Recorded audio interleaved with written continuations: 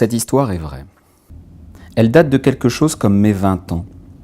Et dans ce temps, bien sûr, jeune intellectuel, je n'avais d'autre souci que d'aller ailleurs, de me baigner dans quelques pratiques directes, rurales, chasseresses, voire marines. Un jour, j'étais sur un petit bateau avec quelques personnes, membres d'une famille de pêcheurs dans un petit port. À ce moment-là, notre Bretagne n'était pas encore au stade de la grande industrie ni du chalutier. Le pêcheur pêchait dans sa coquille de noix à ses risques et périls. C'étaient ces risques et périls que j'aimais partager. Mais ce n'était pas tout le temps risque ni péril.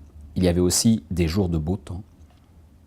Un jour donc que nous attendions le moment de retirer les filets, le nommé Petit Jean, nous l'appellerons ainsi, il est comme toute sa famille disparu très promptement du fait de la tuberculose, qui était à ce moment-là la maladie vraiment ambiante dans laquelle toute cette couche sociale se déplaçait, me montre un quelque chose qui flottait à la surface des vagues.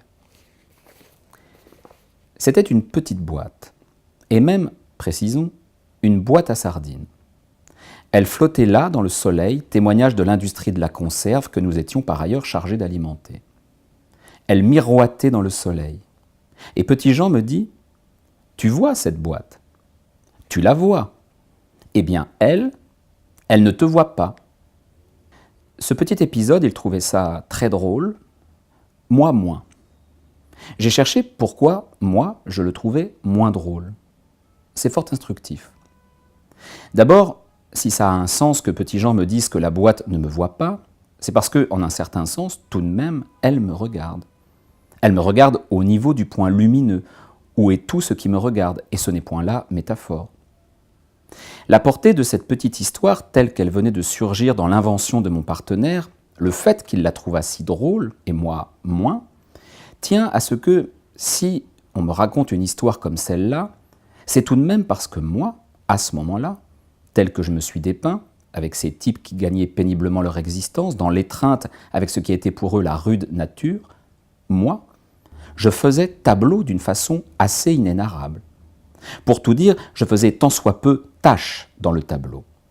Et c'est bien de le sentir qui fait que, rien qu'à m'entendre interpeller ainsi, dans cette humoristique, ironique histoire, je ne la trouve pas si drôle que ça.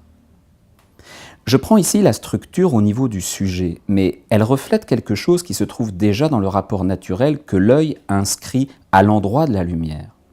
Je ne suis pas simplement cet être punctiforme qui se repère au point géométral d'où est saisie la perspective. Sans doute, au fond de mon œil, se peint le tableau. Le tableau, certes, est dans mon œil, mais moi, je suis dans le tableau.